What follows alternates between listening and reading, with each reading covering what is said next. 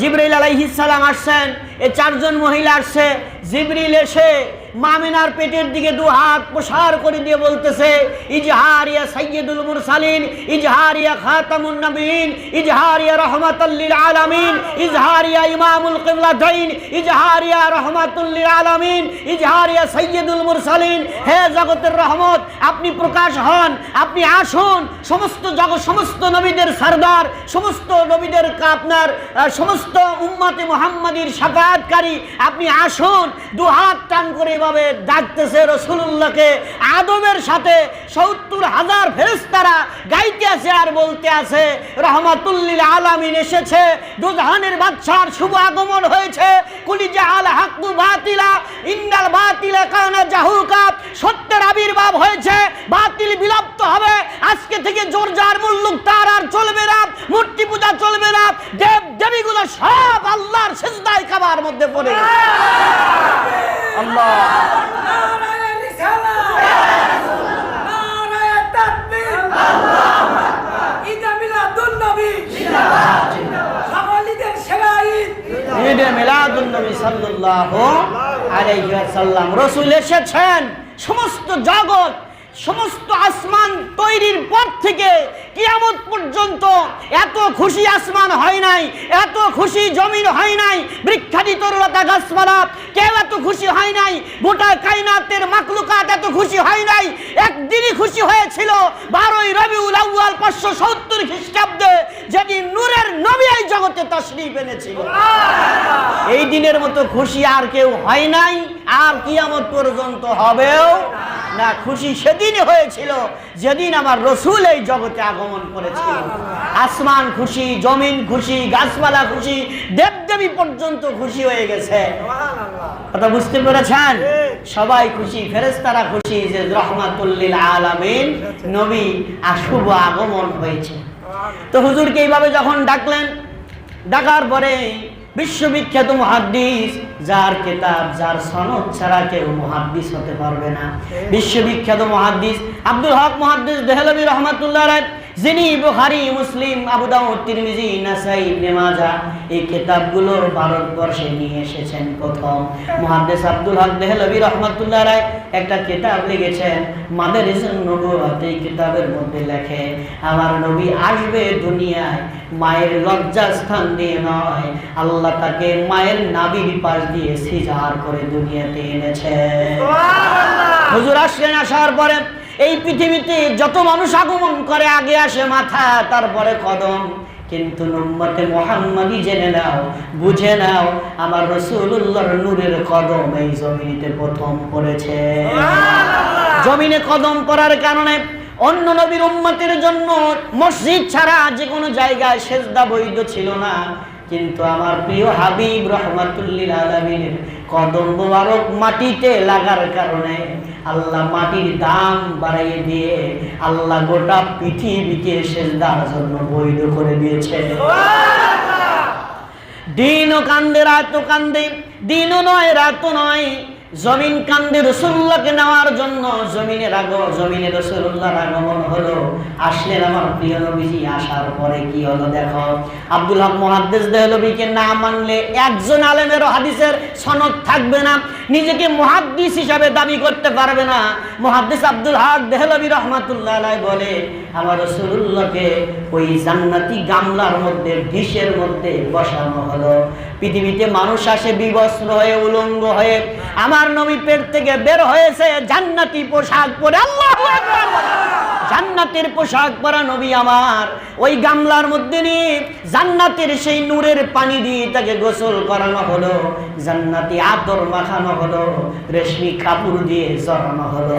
জড়ানোর পরে রাসূলুল্লাহকে মায়ের কোলে দেওয়া হবে। নবী নাই রে, নবী নাই। ৭০,০০০ নূরের ফেরেশতা নূরের পালকিতে করে জুলুস করতে করতে আমার রাসূলকে নিয়ে গোটা জগৎ ভ্রমণ করেছে। কি জুলুস আছে না নাই? জুলুস আছে না নাই? আছে। সুতরাং আপনারা 16 তারিখের জুলুস কি মিস করবেন? যাবেন তো ইনশাআল্লাহ? সবাই যাবেন তো ইনশাআল্লাহ? ও নিতান্ত দূরের মানুষ, যাদের জরুরত নাই, এই মানুষগুলো বাদে নিয়ত করেন আল্লাহ আমাদের সবাইকে ওই দিনের জন্য জুলুসে আল্লাহ হাজির করেন। আমিন বলুন না, আল্লাহুম্মা আমিন। যাবেন ইনশাল্লাহ। আপনারা এই ফজিলত থেকে জুলুস করার পরে দেখবেন দিলের মধ্যে রাসূলুল্লাহর মুহাব্বতের জজবা আল্লাহ বাড়াইয়া দিয়েছে। আল্লাহর নবীকে পরবর্তী জিজ্ঞাসা করা হলো, পরবর্তী সময় তারিখের কিতাবগুলো কেন পড়েন না আপনারা? আল্লাহর রাসূলকে পরবর্তীতে জিজ্ঞাসা করা হলো, নবী আপনাকে মায়ের কোলে তুলে দেওয়া হবে, নবী আপনি নাই, কোথায় গিয়েছিলেন আপনি বলেন?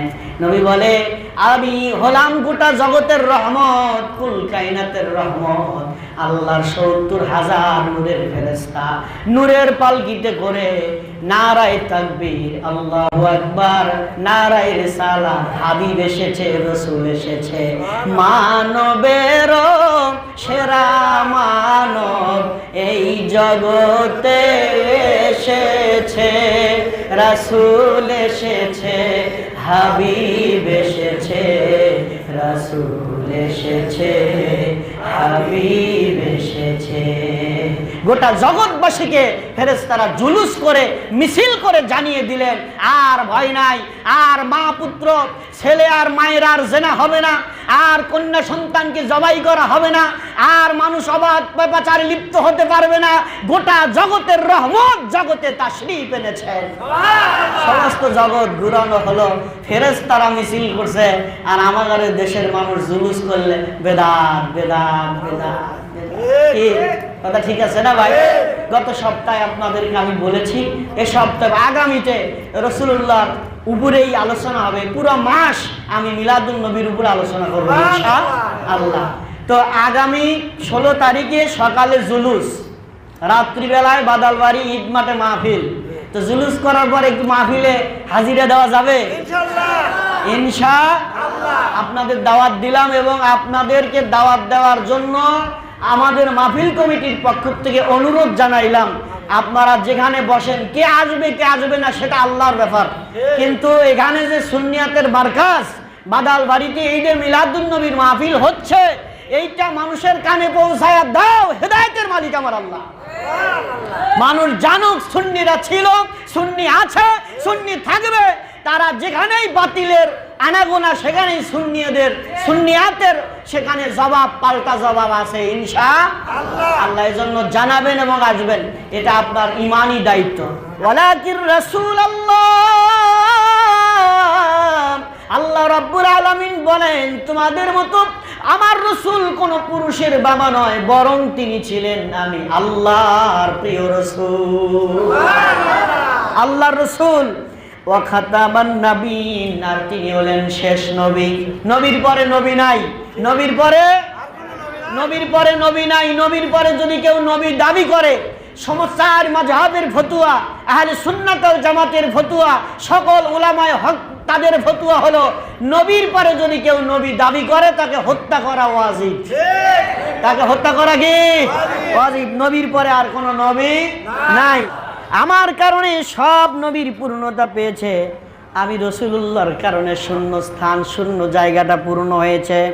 আল্লাহর হাবিব বলেন আমার মাধ্যমে, অর্থাৎ একটা বিল্ডিংয়ের যদি একটা ইট না থাকে, ওখানে ছিদ্র থাকে, ওই ছিদ্র যেমন সব নবীদের মধ্যে আমার রাসূল তেমন, আমার নবী দ্বারা রাসূলদের মালার ছিদ্রকে পূর্ণ করা হয়েছে।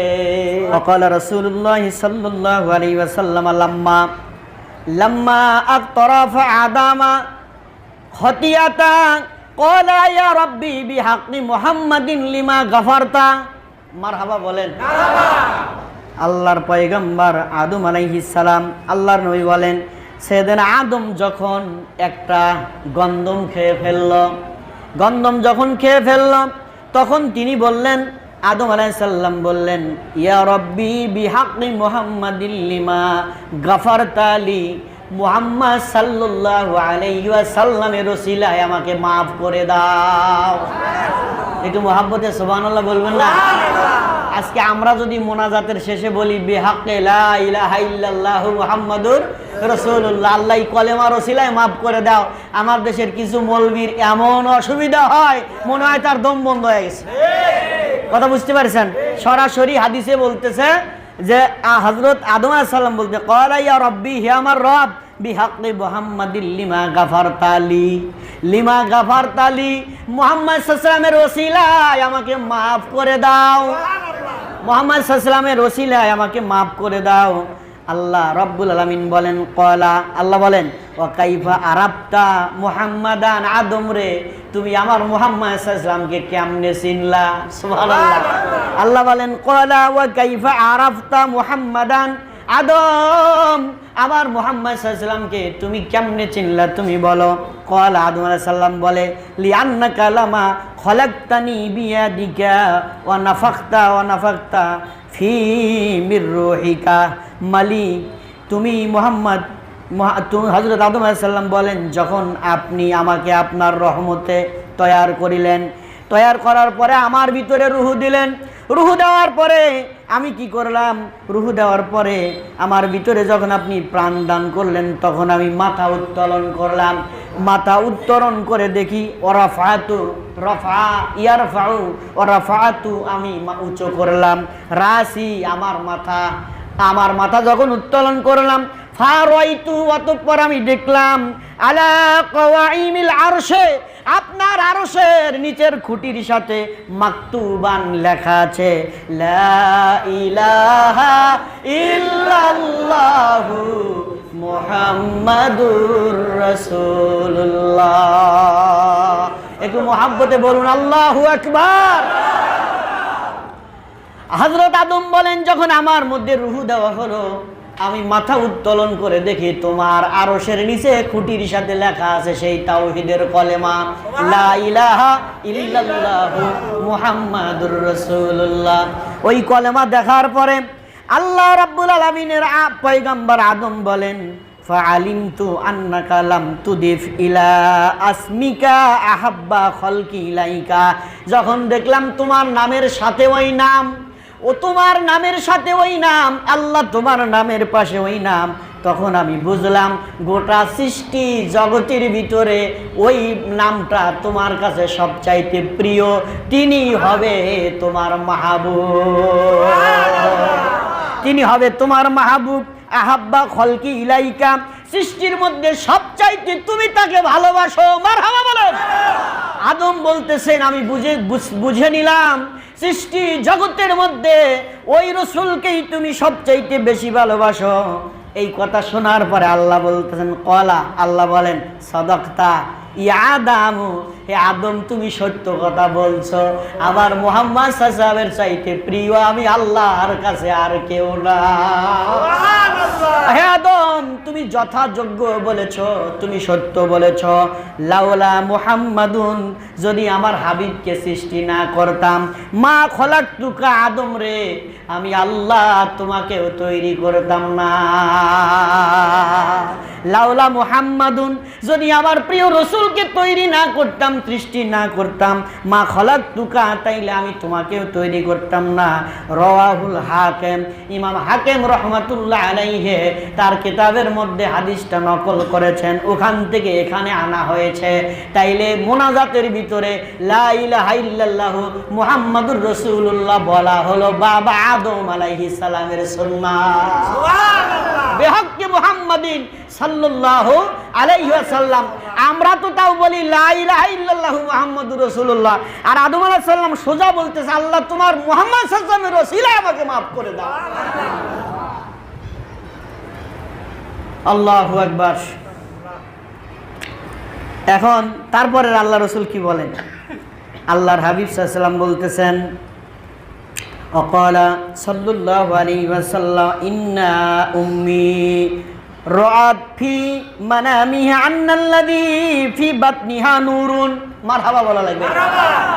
আল্লাহর নবী সাল্লাল্লাহু আলাইহি ওয়াসাল্লাম বলতেছেন আমি যখন ইন্না উম্মি রাআত ফি মানামিহা আন্নাল্লাযী ফি বাতনিহা নূরুন, আল্লাহর হাবিব বলেন আমার মা স্বপ্নে দেখিলেন যে তাহার গর্ভে নূর বিদ্যমান আছে, নূর আছে, নূর নূর।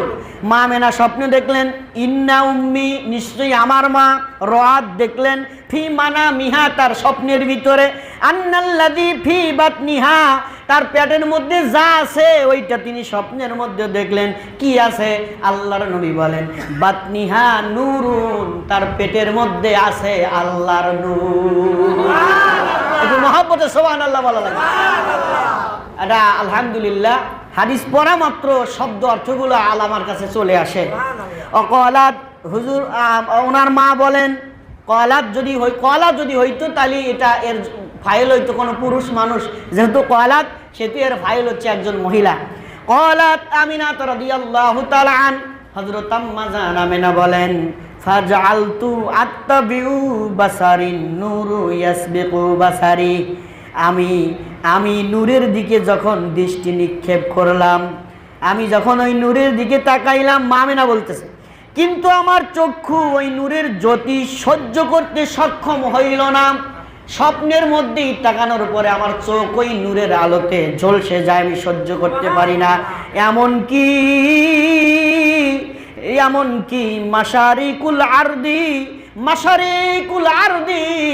এমনকি সারা দুনিয়া আমার নিকট মাশারিকুল আরদি ও মাগারিবুহা নাকালাহু ফিদ-দারিল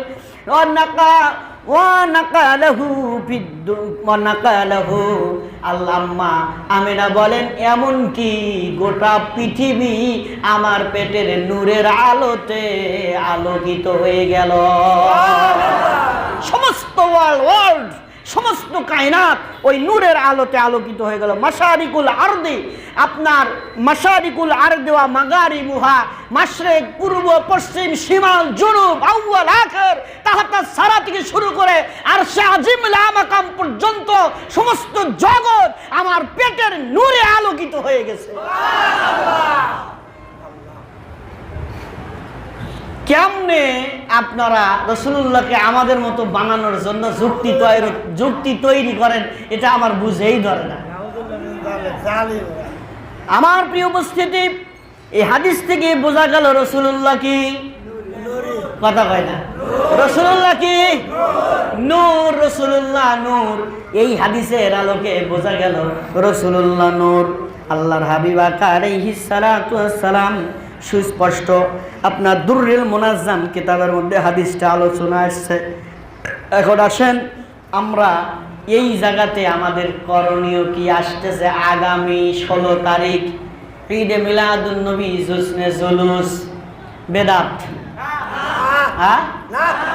বেদাত। জুলুস মানে মিছিল, জুলুস মানে মিছিল, আনন্দ। এখন একটা হাদিস তিরমিজিতে আছে, এই খুতবার মধ্যে নাই, তিরমিজির থেকে ওই হাদিসটা এনে আপনাদের এই জুলুসের সমস্যার সমাধান টানার চেষ্টা করব ইনশাআল্লাহ। একজন বড় আলেম হিসাবে নয়, একজন কোরআন সুন্নাহ আল্লাহ রসুলের আল্লাহর কোরআন সুন্নাহর একজন ছাত্র হিসাবে, নিজেকে পণ্ডিত মনে করি না কোনো সময়, ছাত্র হিসাবে সমাধান দেওয়ার জন্য চেষ্টা করব, বাদ বাকি ইচ্ছা আল্লাহর। ঠিক আছে? হুজুর সাল্লাল্লাহু আলাইহি ওয়াসাল্লামের মাকে জিজ্ঞেস করা, ওনার যিনি দুধ মা, ওনাকে জিজ্ঞেস করা হলো যে রাসূল সাল্লাল্লাহু আলাইহি ওয়াসাল্লাম যেদিন জন্মগ্রহণ করলো সেদিন আপনি কি দেখলেন? উনি বললেন যে ওদিন আমেনার ঘরে আমি যা দেখেছি শুধু নূর আর নূর। একটা কিতাব আপনারা নোট করে রাখেন, এই কিতাবটার নাম হচ্ছে নূরে মুজাসসাম মুহাম্মদুর রাসূলুল্লাহ সাল্লাল্লাহু আলাইহি ওয়াসাল্লাম, বাংলাদেশ ইসলামিক ফাউন্ডেশন থেকে প্রকাশিত।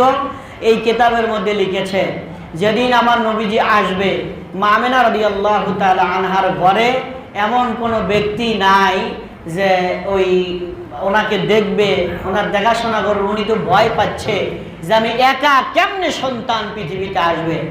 তখন গায়েব থেকে শব্দ হলো, আমেনা ভয়ের কোনো কারণ নাই, এই সন্তান পৃথিবীর আর 5টা 10টা সন্তানের মতো নয়।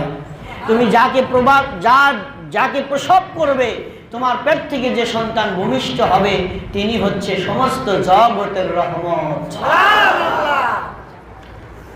মা আমিনা রাদিয়াল্লাহু তাআলা আনহা একা ঘরের মধ্যে আছেন, ওনার জনপ্রসব সন্তান হবে, এই অবস্থায় উনি লক্ষ্য করতেছেন ওনার ঘরের মধ্যে আল্লাহ রাব্বুল আলামিন 4 জন সম্মানিত মহিলাকে পাঠিয়ে দিয়েছেন। আল্লাহ পাকের ক্ষমতা আছে না নাই? আল্লাহ পাঠিয়ে দিয়েছেন। তো ক্ষমতা যদি না থাকে কিয়ামতের দিন আমাদের আবার কেমনে জিন্দা করবে? ঠিক আছে না?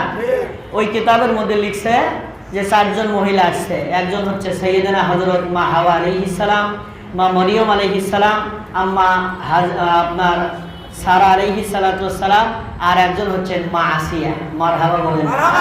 কয়জন?